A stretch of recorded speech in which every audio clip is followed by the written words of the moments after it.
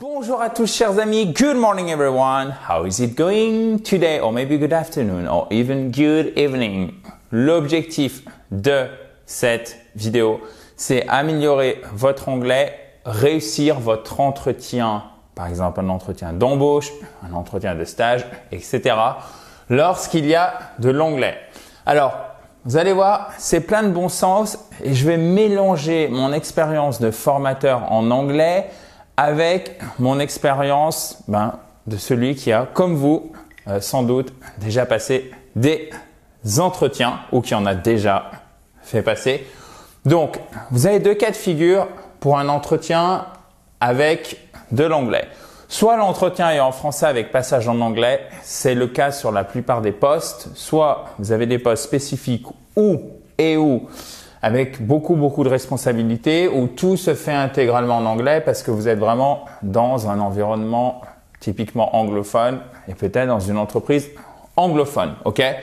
Donc évidemment, lorsque vous êtes sur un entretien avec passage en anglais, les questions souvent elles sont plus basiques, donc c'est plus facile à préparer, alors que si vous êtes sur un entretien intégralement en anglais, là ça ne pardonne pas si vous n'avez pas fait un travail en amont. De manière générale, notez ceci s'il vous plaît chers amis, c'est vraiment très important. La veille pour le lendemain, ça n'a jamais bien marché. Je sais que c'est facile à dire, mais vraiment, c'est encore plus vrai avec l'anglais. L'anglais, c'est quelque chose qui restera toute votre vie, que personne, si vous avez un bon niveau d'anglais, personne ne pourra l'enlever. On peut vous enlever votre voiture, votre maison, on peut perdre quelqu'un qui nous est cher, mais si on entretient son niveau d'anglais, à moins d'une énorme catastrophe, on le conserve. Donc c'est quelque chose de très intéressant dans une carrière professionnelle. Pourquoi? Parce qu'il ne tient en gros qu'à vous, une fois que vous avez un bon niveau, à l'entretenir. Et une fois que vous l'entretenez, qu'est-ce qui se passe? Vous gardez cette compétence essentielle. Donc c'est un travail de fond, ça ne se travaille pas la veille pour le lendemain. Donc, le désavantage, c'est que ça ne pardonne pas. C'est-à-dire que si vous n'avez pas fait un minimum de travail en amont, ça va être dur de se réveiller au dernier moment pour passer un entretien en anglais avec brio. Je sais que c'est un petit peu, entre guillemets, peut-être polarisé ou sévère comme analyse, mais très honnêtement, c'est ce que j'ai pu constater déjà pour moi et tous les membres de la communauté. Je pense qu'on fonctionne de la même façon en ce qui concerne l'apprentissage d'une langue. Alors, bien évidemment, et d'ailleurs souvent vous le connaissez bien, il faut maîtriser le vocabulaire qui est lié au poste. Donc ça, c'est vraiment du vocabulaire spécifique. Généralement, c'est celui que vous maîtrisez le mieux. Après, ce qui pêche, ce sont parfois des bases, des fondamentaux en anglais, d'accord, et un blocage à l'oral. Donc pour ceci, il y a des techniques simples. Je ne vais pas toutes les rappeler, mais il y en a une dont je vous parle souvent que je voulais absolument mettre en avant. D'accord? Donc c'est celle dont je vous parle ici. Maîtriser le vocabulaire du milieu professionnel en général sans vous, si je puis dire un peu familièrement, sans vous prendre la tête. SVC, sujet, verbe, complément. Et après, vous mettez un point. Vous arrêtez et vous refaites une phrase simple. La simplicité, c'est votre plus grand allié. C'est votre meilleur allié, chers amis, pour éviter de faire trop de fautes en anglais. Ça ne va pas vous éviter toutes les fautes, mais ça va vous éviter beaucoup de fautes. Et en plus, ça vous donne le temps de réfléchir puisque vous sentez que vous n'entrez pas dans un espèce de cercle vicieux où vous commencez une phrase et vous n'arrivez pas à la finir. D'accord? Donc, faites simple, juste, plutôt qu'au compliqué, avec des fautes ou avec beaucoup de fautes. Encore une fois, il y a un travail de fond à faire, que ce soit les bases, d'accord, mais aussi les bases de l'anglais professionnel, du business English.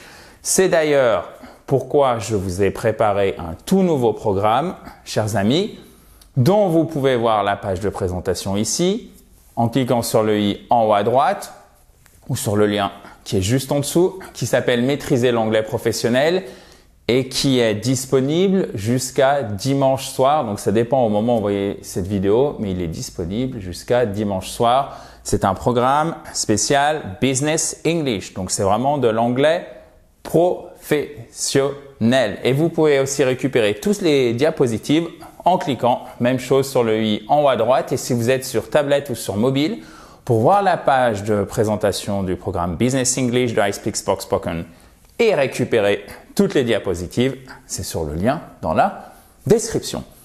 Donc, continuons dans la joie et la bonne humeur, bien évidemment, même si vous en conviendrez, un entretien, enfin je sais pas pour vous, mais moi je trouve que c'est stressant.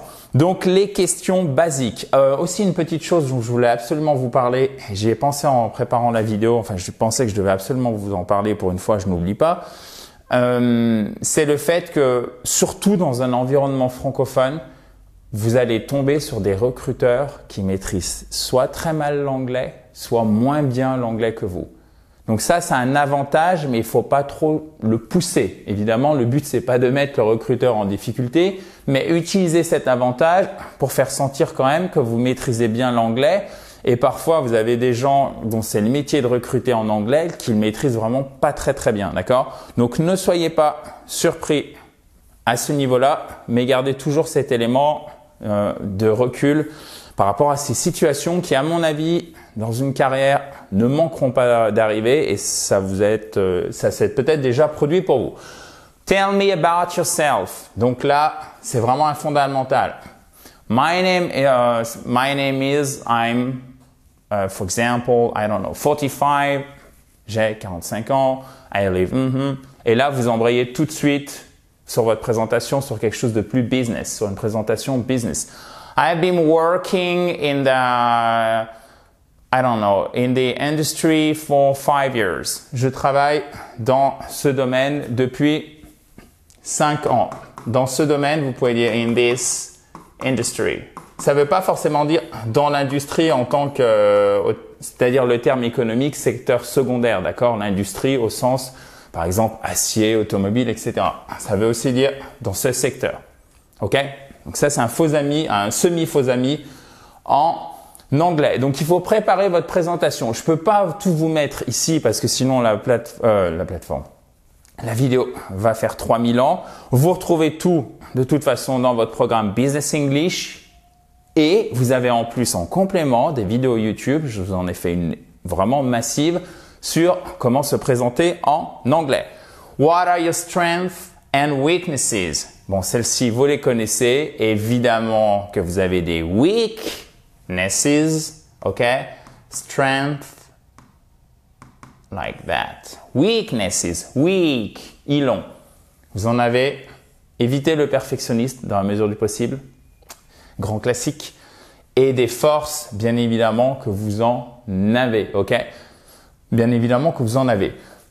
Pourquoi je vous dis bien évidemment que vous en avez? Parce que même si vous n'êtes pas parfaitement qualifié pour le poste, mettez-vous à la place du recruteur. Si vous ne parlez pas parfaitement anglais, il faut qu'il fasse un choix. Donc peut-être qu'en fait, vous avez un niveau suffisant par rapport aux autres. Donc il faut jamais se sentir diminué à ce niveau-là.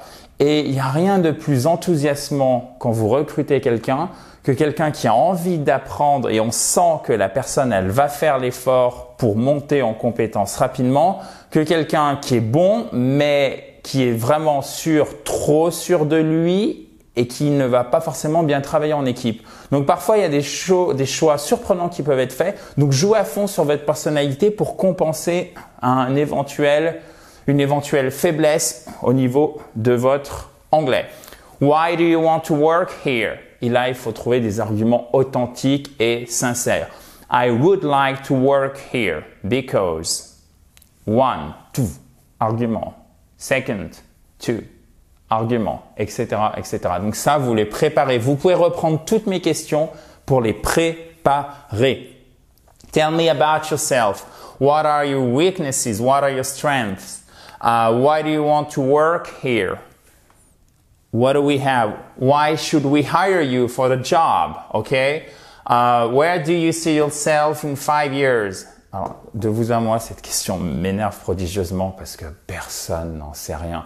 Évidemment, c'est la capacité à se projeter, donc faut montrer des ambitions, mais il y a un côté artificiel, mais ce n'est pas grave, c'est aussi la capacité à montrer que vous êtes capable de vous conformer à un exercice même s'il est parfois pas très authentique, dirais-je. So where do you see yourself in 5 years? Et vous ne vous compliquez pas la tâche.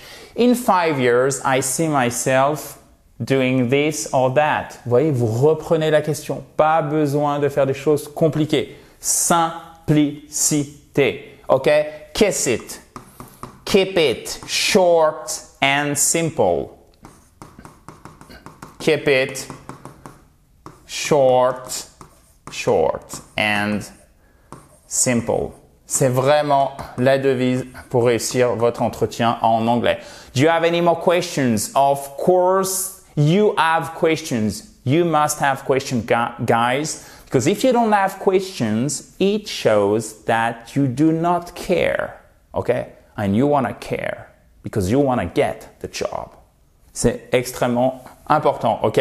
So you have questions. Vous n'imaginez pas à quel point, et je pense que si des recruteurs regardent cette vidéo, ils vont dire oui Adrien. D'ailleurs, mettez-moi des commentaires pour nous parler de vos expériences et ça permettra à toute la communauté d'en profiter parce que des fois on se sent un petit peu seul et un peu isolé quand on doit passer un entretien en anglais. Donc n'hésitez pas à nous faire part, s'il vous plaît, de vos expériences dans les commentaires.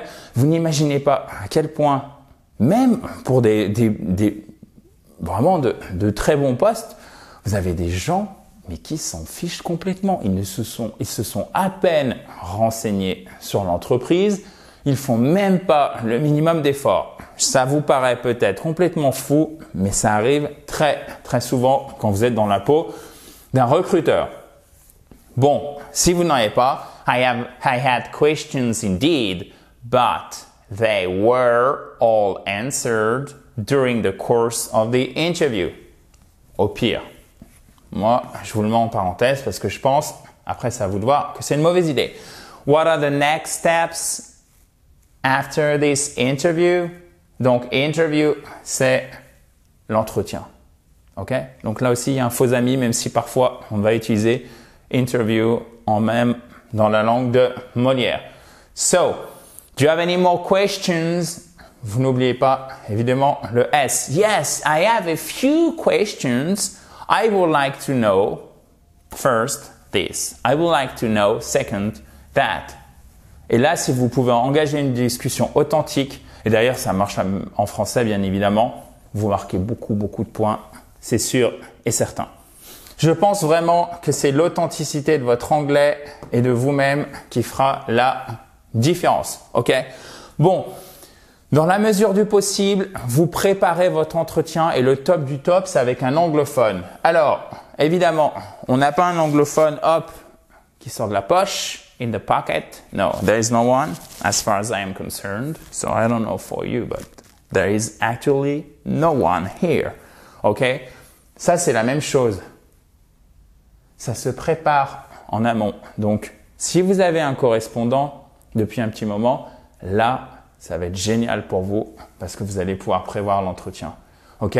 Donc, dans la mesure du possible, je sais que c'est pas facile, prévoyez les choses en amont pour bien préparer votre entretien, pour le faire avec la bonne personne, pour avoir quelqu'un dont l'anglais est la langue maternelle et vous pouvez simuler l'entretien. Et même si vous avez un faible niveau d'anglais, le fait de faire ça, OK?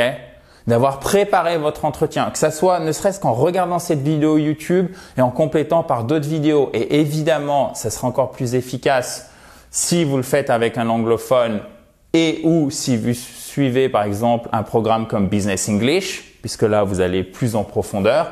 Donc ça dépend de l'enjeu que ça représente pour vous, tout simplement. Mais même si vous avez un niveau faible, en fait, vous allez vraiment très rapidement, je pense en 5-10 heures, considérablement augmenter vos chances de réussir au moins le passage en anglais. Et d'ailleurs, ce sera beaucoup plus agréable parce que vous serez bien plus à l'aise. Sans parler du body language, donc du langage corporel, puisque vous allez acquérir des automatismes. Et alors, le top du top, c'est d'avoir un niveau suffisamment bon pour être à l'aise. Et là, ça se ressent vraiment. Et n'oubliez jamais que l'anglais fait ou défait des carrières dans beaucoup de domaines.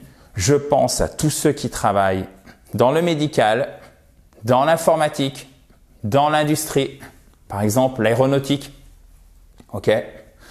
Mais même évidemment dans les services financiers et pas forcément à des postes de cadre dirigeant, vraiment pas.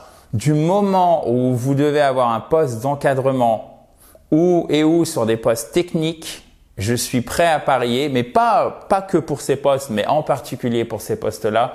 Si vous n'avez pas un bon niveau d'anglais, vous allez être coincé. J'ai parlé la semaine dernière avec 2 ingénieurs, un dans le nucléaire, un dans tout ce qui est agroalimentaire, voilà, pour ne pas donner le nom de l'entreprise. Ils sont littéralement, si je peux m'exprimer ainsi, jeunes ingénieurs, à mon avis brillants et très compétents techniquement, qui sont coincés à cause de l'anglais. Ok? Donc, ça vaut vraiment le coup de faire cet effort. Comme je vous le disais, ça dépend de l'enjeu que ça représente pour vous. Est-ce que c'est vraiment important? Est-ce que ça vous apportera quelque chose d'avoir un bon niveau en anglais professionnel? La réponse, à mon avis, est oui. Petite astuce aussi, imprimez votre CV, votre lettre de motivation et faites-le alors, j'ai tendance un peu à exagérer, mais en x5. Pourquoi?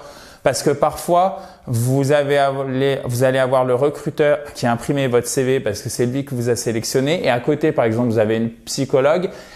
Ils n'ont pas pensé à imprimer le CV et ça fait super bonne impression. Vous donnez le CV, vous donnez votre lettre de motivation sans faute de français, je vous en supplie. Vous voyez, peut-être que moi, j'ai laissé une faute ici. Peut-être que vous avez vu une faute d'orthographe dans la diapositive. Alors, c'est pas une bonne chose, mais s'il y a vraiment un document dans lequel vous ne pouvez pas avoir de faute d'orthographe, en plus, vous pouvez vraiment vérifier en amont, ce sont les lettres de motivation. Même chose si c'est en anglais. Donc, majuscule au début de la phrase, point à la fin de la phrase. Ça, c'est une remarque qui vous permettra d'éviter pas mal de fautes que je vois. Je voulais vous parler de quelque chose d'autre que j'ai évidemment oublié, mais ça va me revenir. Si vous avez des petits soucis au niveau de la compréhension. Sorry, I did not get that. Let me think about that. Laissez-moi y réfléchir. Well, let me think about it, okay? So, sorry, I didn't get that. I'm not sure I understand. I'm not sure I understand. Please, could you say that again? Could you please repeat? Est-ce que vous pouvez répéter? Apprenez ces phrases par cœur. Sorry, I didn't get that. Ça marche bien. Parce que to get something, c'est pas un verbe qu'un francophone va employer spontanément et déjà ça montre que vous maîtrisez un minimum d'anglais. Idiomatique. Préparez bien votre entretien. Il n'y a pas de raison que ça marche avec tous les éléments que je vous donne. Je reçois tous les jours, non pas, alors évidemment 50 témoignages, mais tous les jours 1, 2, 3 témoignages de personnes qui suivent bien mes conseils et ça marche. Et notamment hier, je pense à toi Marie, qui utilise tout le temps la méthode SVC pour faire ses présentations en anglais, dont on va bientôt parler dans une vidéo. Sujet, verbe, complément. C'est tout bête. Suivez mes conseils, ça marche. Alors, c'est pas miraculeux. Je suis pas dans la production de miracles, ça demande du travail. Je pense que là aussi, ça méritait d'être précisé, chers amis. Donc, dans la mesure du possible, il faut s'y prendre en amont, en avance. Et alors, ce qui est génial, c'est follow-up email, c'est super professionnel. C'est un email de remerciement après l'entretien et follow, suivre, et follow-up email, dans lequel vous remerciez, vous récapitulez les éléments et vous mentionnez que vous êtes disponible. Alors là, je dépasse un peu le cadre de réussir son entretien en anglais, parce qu'à mon avis, ça sera pour la plupart d'entre vous en français. Mais je voulais aussi vous donner cette astuce parce que peu de gens le font. Si vous faites pas de faute, vous structurez votre email de manière simple, vous marquez des points en plus. D'accord? C'est un ensemble de choses, un entretien. Un entretien en anglais, c'est un ensemble de choses aussi qu'on a balayé aujourd'hui. Vraiment, je vous enjoins, si je puis dire, pour employer un beau verbe en français, certes un peu directif, mais qui prend tout son sens ici. Suivez bien mes conseils. Si vous voulez récupérer les diapositives du cours, Si vous voulez suivre le programme, maîtriser l'anglais professionnel, parce que pour vous, avoir un bon anglais au travail, c'est vraiment important, c'est par ici. Cliquez sur le i en haut à droite. Si vous êtes sur tablette ou sur mobile, c'est juste en dessous. Le programme Business English, donc maîtriser l'anglais professionnel, il est disponible jusqu'à dimanche soir, minuit, heure de Paris. À très vite, chers amis. On se retrouve dans la joie et la bonne humeur. Bye bye. Have a nice day.